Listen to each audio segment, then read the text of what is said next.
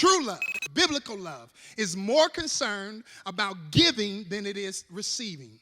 So now that's the Hebrew definition. Let's define it. So now Greek definition has 8 really. I only picked 4. If you Google it, you can Google it. You can get the 8 definitions, the 8 Greek definitions or Greek words or terminologies for love. I only picked 4. The first one is phileo. Everybody say phileo. What's the phileo? All right, phileo is companionable love or a deep friendship. So when you have love for a friend, that's phileo. Right? Filial love is your love for a friend. This is fondness. This is liking. This is, I like you. We're friends. We cool. That's my homie. That's my filio. What's the filio, right? That's my filio because there is friendship, right? And so one person quoted that love is the only force that's capable of transforming an enemy to a friend.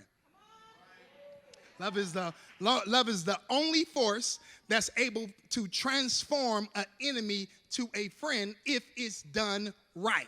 If it's done right, it can transform an enemy to the friend. The next love in the Greek word is eros. Everybody say eros.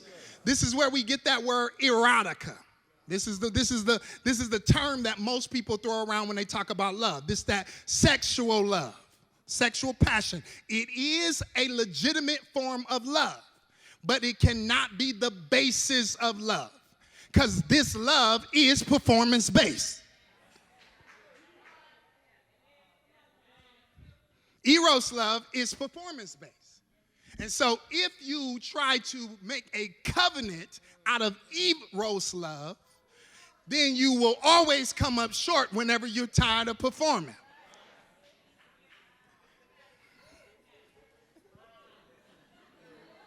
That's why I got a couch. Thank you, Muse, for the couch. All right, so now the basics of Eros love is self-satisfaction. Woo! The whole basis, you can say whatever you want. When it comes down to Eros, you trying to get yours. Monet, don't worry about that, okay? Don't worry about that. I'll teach you about it later, all right?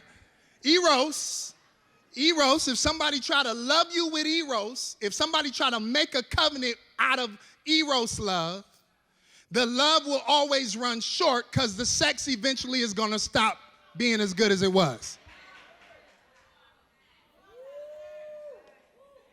And what if you get a condition where you can't have Eros anymore? Now you going to go get you some more Eros on the side? You a side Eros? Tell your neighbor, don't be a side Eros.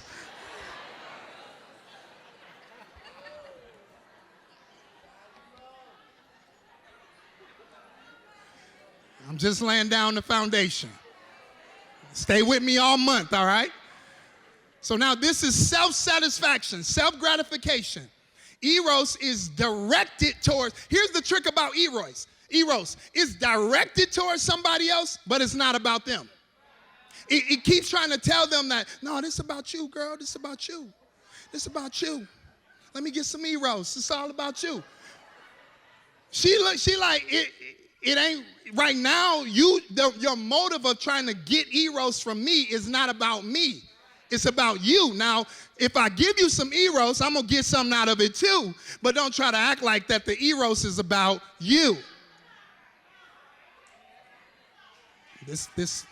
This series humbled me. Eros actually has itself in mind. Now, this is the love that people throw around mostly when they try to explore or express love or define it, right? Especially in culture. Music, movies, they show this type of love more than they show any other type of love. So when people try to define or experience love, they go after, where's the soft music when we kissed? It didn't come on. What happened? What happened? Where'd it come from? Like, I didn't hear it, right? And so when people try to express that, that's the attitude that it comes. And here's the thing that's dangerous about Eros, because Eros will keep trying to perform for self-gratification in order to feel love. So when sex became easier to get, love became harder to find. That's in G-rated sex if you buy it.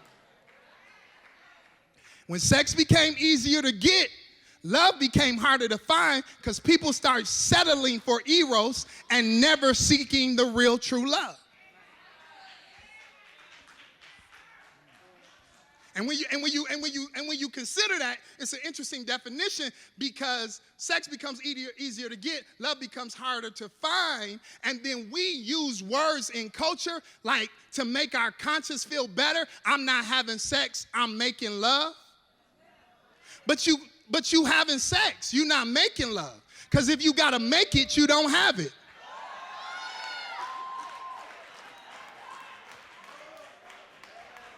How you making love?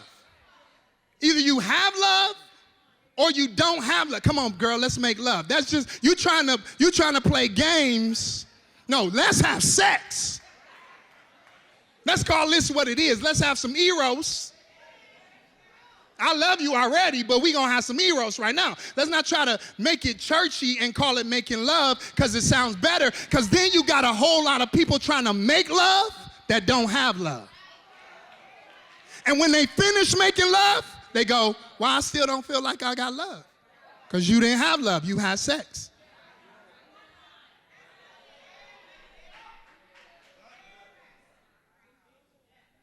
You gonna say something? Okay. Storge. She like, I'm just gonna look cute. Storge. Storge is natural affection or natural obligation. Now check this love. This is a natural movement of love. Husband for a wife, husband for a child, mother for a child for an animal, love of something, love for something. This is when you say, oh, I love that, right? It's an affection towards something, towards an object. I love my job. I love my career. I love my car, right? It's not really like it can't love you back, but you do have a feeling about it.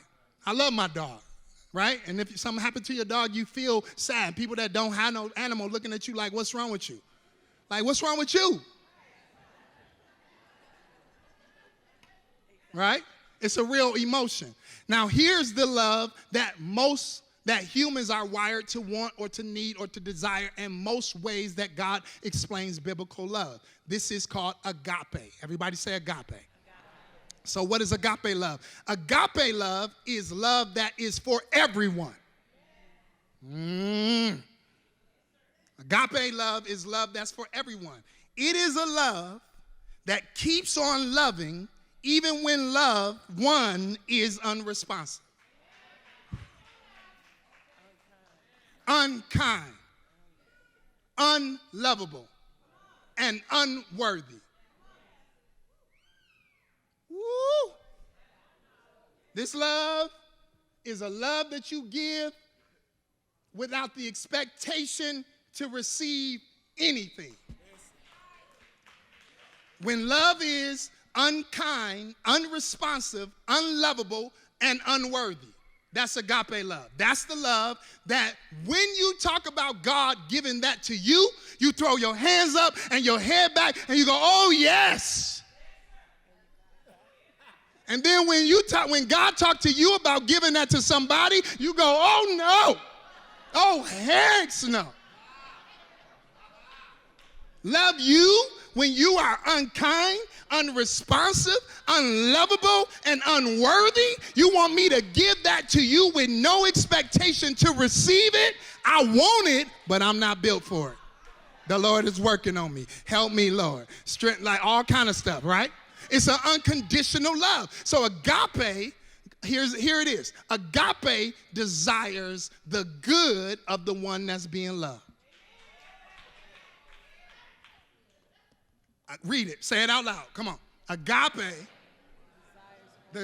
desires only the good of the one being loved. Say it with me. Agape desires only the good of the one being loved. Got quiet.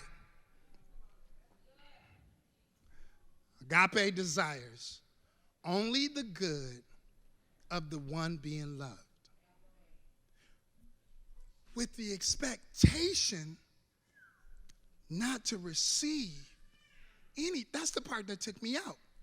I can deal with having the intention to love you for your good. But to honestly say that I have no expectation for your response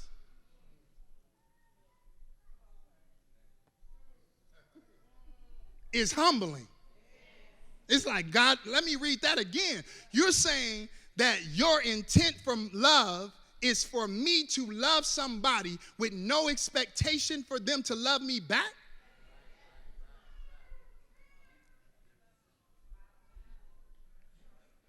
See why we got to all get to definitions?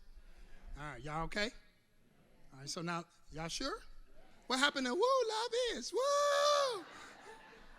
I thought we was about to get up here and tell all our business, didn't you? That's later. Love is then rooted in the character of God and it's expressed through man. Love is rooted in the character of God and expressed through man. What am I saying? I'm saying literally this love is so weighted, unbelievable, difficult to do that I can't think that I can do it on my own. That God says in order for somebody to experience a God kind of love, you got to let me use your life to love them. You got to let me use your life to love. Lose your life so that I can love them through you. So my friendships, my covenants, my relationships, what I want to be is an expression of God's love towards you. Tell your neighbor that. Say, what I would like to be is an expression of God's love towards you. When I come around, I want you to feel God's love. When you talk to me, I want you to hear God's love. When you're with me, I want you to know that you are loved. Every time I'm with you.